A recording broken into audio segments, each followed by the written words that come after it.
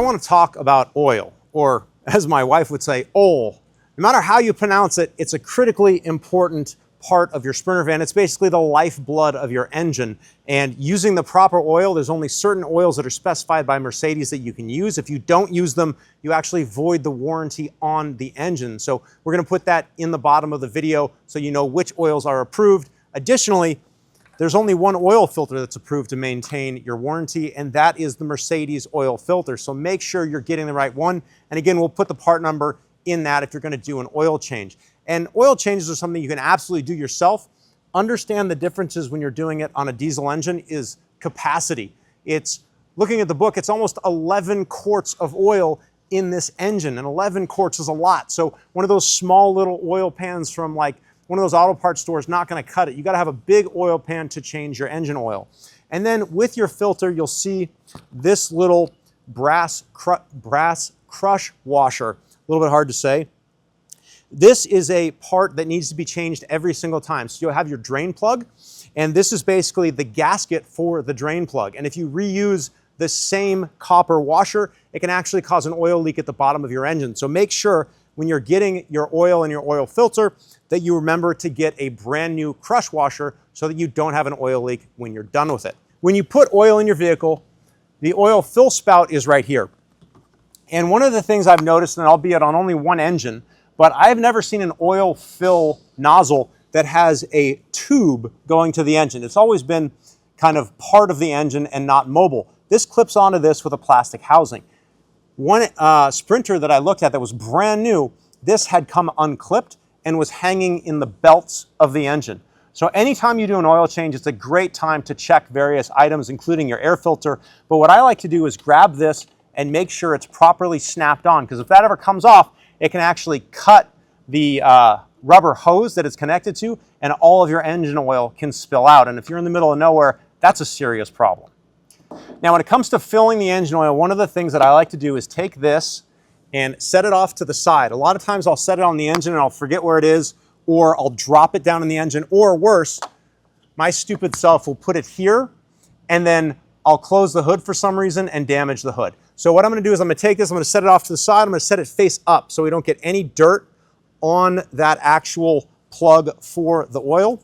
And then when you're pouring oil, one of the cool things about oil is it pours differently than water. So when you would normally pour water out of a water bottle, it kind of spouts a little bit away from the bottle. That's not true of oil. Oil pours directly down. So you're going to want to position the top of the oil directly over the pour spout, and it's going to pour straight down in. And when you're adding oil, understand that these engines no longer have a dipstick. Now, I hate that. In fact, if you have one of the older engines, the V6, you can get a dipstick for it. We sell it on our site. We don't really make any money on it, but it's definitely worth the investment. These don't have dipsticks. They have digital oil pressure gauges, and they can take a long time to register. So on that oil pressure gauge, there's a minimum and a maximum. When you hit the minimum, that's 1 quart of oil. And when you pour it in and start the engine up, it's still going to show you that you're short 1 quart of oil, but you just put one in. Don't put another one in. Drive it. It's taken up to a week for my vehicle to register when I've added oil. And the last thing you want to do is overfill your engine, blow out some seals, or, as I had to do, drain oil out of a hot engine on the side of the freeway. Not fun. Now, we talked about types of oil, and we have that below in the video. But one of my frustrations with Mercedes is that everybody likes to save money, and there's multiple Sprinter engines around the world. This manual is actually a little bit better than some of the other manuals I've seen, but they like to mention all different engines, and they expect you as the consumer to know whether you have an M274 or an OM654 or some of the other options that are dot blah, blah, blah, whatever. I don't know. It's not written on the engine. There's no good way to know. So I'll tell you this in this video. If you've got a 4-cylinder diesel engine, you have OM654. And I suggest you turn to page 278 and you highlight or circle that that is the engine you have. And the reason I do that is because the oil capacity of the two engines are different. One is 10.6, the other is 11.1. Half a quart's not really going to destroy your engine, but you don't want to overfill it. Imagine if you went a full quart over, you can start to have problems. And again, you're going to get that error message that you're overfilled, and you're going to have to drain some oil out or you're going to go into limp mode.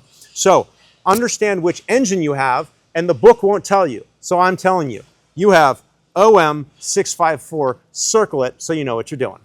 This particular Sprinter has our Ridgeline Max bumper, which comes with our skid plates. And you see these cutouts here.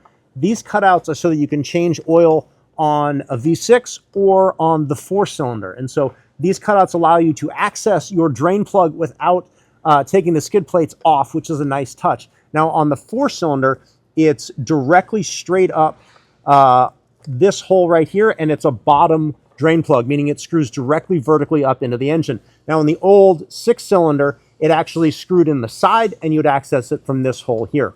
So when you've got a bottom drain plug, it's actually a little bit easier, but 9 times out of 10, I end up dropping the drain plug in the oil. It is what it is. You do want to warm your vehicle up a little bit so that the oil is a little bit more viscous, meaning it'll come out faster, but you don't want to get your engine super hot or you will burn the daylights out of your hands. So let the temperature build a little bit so the oil is not super thick, especially if you live in a cold climate, because you want to get all that oil out.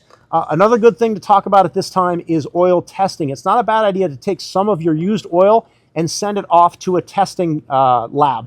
They can look at your oil, they can see if there's metal in it, how your engine is performing. They do all kinds of analysis, and you can Google places online that will do that engine analysis. I do it every time I do an oil change. It's just good insurance because you can catch a problem early before it destroys your engine. Anytime I do an oil change, it's a great opportunity to check some of the other items that you need to maintain on the vehicle. You've obviously got your radiator fluid right here. Now this is something you never want to check hot because you'll create a steam engine and it will blast you, but you want to make sure that you're between the minimum and the maximum on the radiator fluid. You're going to want to use actual radiator fluid, or in a pinch you can use distilled water. Do not use tap water. It's got basically contaminants that are dissolved in the water, and it can corrode the inside of your cooling system. So again, distilled water or actual radiator fluid.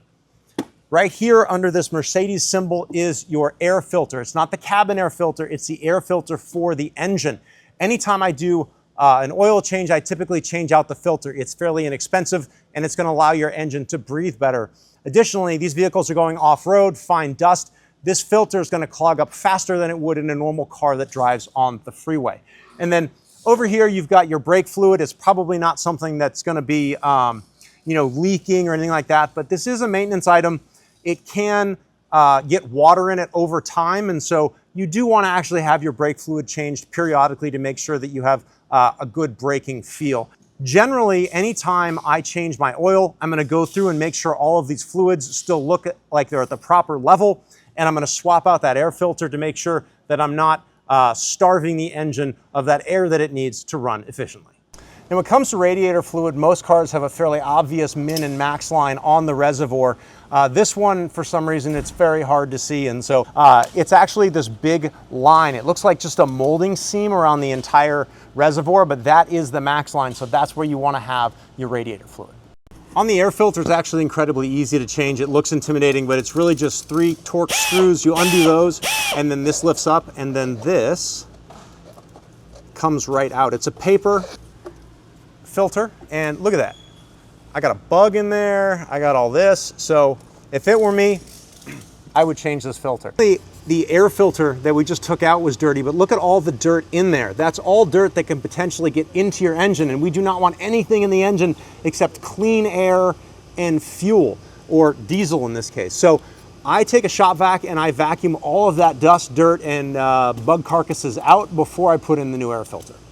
So hopefully I've saved you some headache and maintained your warranty by going over all the little things that are involved in maintaining your Sprinter and having the proper oil, proper filter, etc.